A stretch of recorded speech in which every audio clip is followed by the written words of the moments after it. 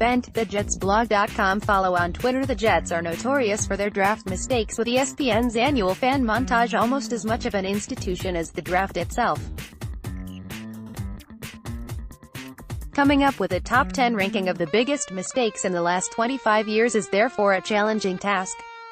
10. Brian Thomas, 22nd pick in 2002. Thomas sneaks into the top 10 mainly because the Jets could have taken Ed Reed here. While Thomas was a solid Jet for over a decade, defensive end was a position of strength at the time with Sean Ellis and John Abraham. The plan to move Ellis inside never really worked and Thomas's career got off to a slow start. 9. Dwayne Robertson, DT, 4th pick in 2003. Robertson was underappreciated because he was a solid starter in his 5 Jets seasons, but never lived up to his draft status before his career was cut short by a knee bone condition. The Jets traded the 13th and 22nd picks to move up and select Robertson, and it's scant consolation that all the players they had been linked with at the time also turned out to be busts. 8.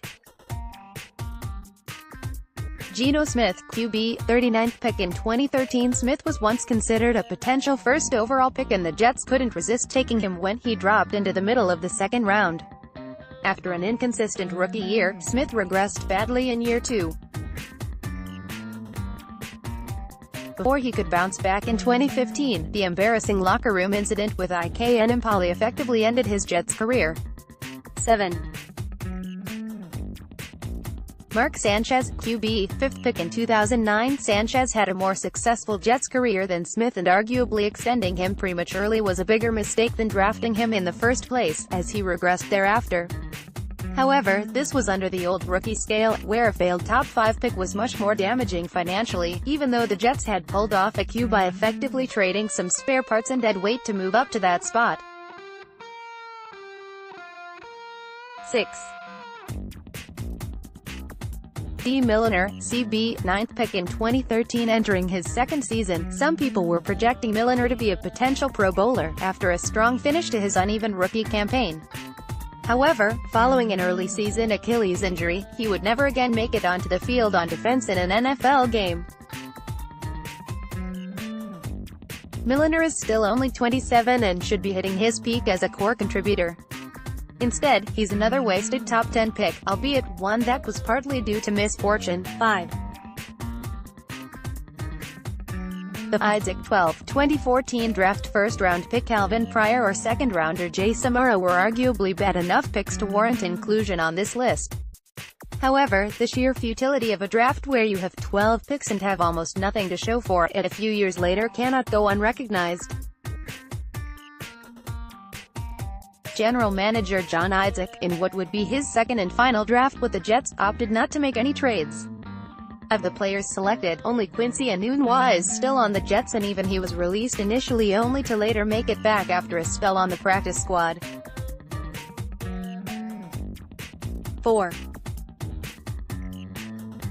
Mike Nugent, PK, 47th pick in 2005. After Doug Bryan's exploits in the 2004 postseason, Herm Edwards somehow convinced the front office that the Jets were a kicker away from being a contender, so, after a pre-draft trade that saw the Jets move out of the first round, they used their first pick on one.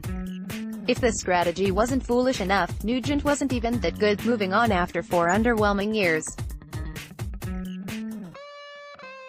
Compounding matters, the 2 players they got in the trade for their first-rounder, tight end Doug Jolly and second-round cornerback Justin Miller, were also bad. 3. Christian Hackenberg, 51st pick in 2016. This was a similar situation to the Smith pick. Hackenberg fell out of the top 50 and the Jets couldn't resist taking a flyer on a player with his tools, ignoring analysts who felt Hackenberg was too inaccurate to play in the NFL. He was gone within 2 years, having never seen the field. 2. Kyle Brady, 9th pick in 1995. Brady was a solid blocker, but never close to being worthy of a top 10 selection.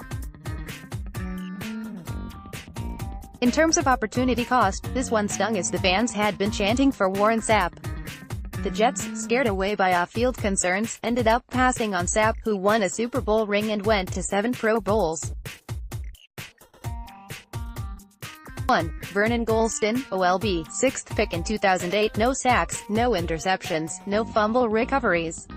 No doubt, Gholston tops this list easily as the Jets learned a valuable lesson about overreacting to workout numbers and trying to turn players into something they are not. Let's block ads. Why?